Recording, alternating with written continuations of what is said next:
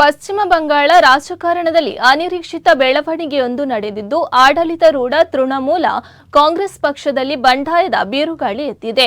ಪಕ್ಷದಿಂದ ಈ ಹಿಂದೆ ಉಚ್ಚಾಟನೆಗೊಂಡಿದ್ದ ಹಿರಿಯ ನಾಯಕ ರಿತಬ್ರತ ಬ್ಯಾನರ್ಜಿ ಅವರನ್ನು ಪಶ್ಚಿಮ ಬಂಗಾಳ ವಿಧಾನಸಭೆಯ ಹೊಸ ಪ್ರತಿಪಕ್ಷ ನಾಯಕರಾಗಿ ಆಯ್ಕೆ ಮಾಡಲಾಗಿದೆ. ಟಿಎಂಸಿ ಪಕ್ಷದಲ್ಲಿ ಉಂಟಾದ ಆಂತರಿಕ ಭಿನ್ನಾಭಿಪ್ರಾಯಗಳ ಪರಿಣಾಮವಾಗಿ ಪಕ್ಷವು ಎರಡು ಬಣಗಳ ವಿಭಜನೆಯಾಗಿರುವುದಾಗಿ ವರದಿಯಾಗಿದೆ. ಈ ಬೆಳವಣಿಗೆ ಪಕ್ಷದ ಮುಖ್ಯಸ್ಥೆ ಹಾಗೂ ಮಾಜಿ ಮುಖ್ಯಮಂತ್ರಿ ಮಮತಾ ಬ್ಯಾನರ್ಜಿ ಅವರಿಗೆ ರಾಜಕೀಯವಾಗಿ ದೊಡ್ಡ ಹಿನ್ನಡೆಯಾಗಿ ಪರಿಣಮಿಸಿದೆ.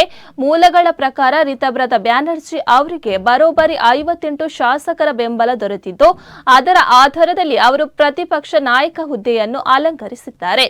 ಪಕ್ಷದಿಂದ ಉಚ್ಚಾಟನೆಗೊಂಡಿದ್ದ ನಾಯಕರೊಬ್ಬರು ಇಷ್ಟು ದೊಡ್ಡ ಸಂಖ್ಯೆಯ ಶಾಸಕರ ಬೆಂಬಲದೊಂದಿಗೆ ಪ್ರಮುಖ ಹುದ್ದೆಗೇರಿರುವುದು ರಾಜ್ಯ ರಾಜಕೀಯದಲ್ಲಿ ಸಂಚಲನ ಸೃಷ್ಟಿಸಿದೆ. ಪ್ರತಿಪಕ್ಷ ನಾಯಕರಾಗಿ ಆಯ್ಕೆಯಾದ ಬಳಿಕ ಸುದ್ದಿಗಾರರೊಂದಿಗೆ ಮಾತನಾಡಿದ ರಿತಬ್ರತ ಬ್ಯಾನರ್ಜಿ ತಮ್ಮ ರಾಜಕೀಯ ನಿಲುವನ್ನು ಸ್ಪಷ್ಟಪಡಿಸಿದ್ದಾರೆ. ನಾನು ಪ್ರತಿಷ್ಠಿತ ನಾಯಕನಾಗಿ ಆಯ್ಕೆಯಾಗಿರಬಹುದು, ಆದರೆ ಮಾಜಿ ಮುಖ್ಯಮಂತ್ರಿ ಮಮತಾ ಬ್ಯಾನರ್ಜಿ ಅವರೇ ನಮ್ಮ ಸರ್ವೋಚ್ಚ ನಾಯಕಿ, ಇದರಲ್ಲಿ ಯಾವುದೇ ಸಂದೇಹವಿಲ್ಲ ಎಂದು ಹೇಳಿದ್ದಾರೆ.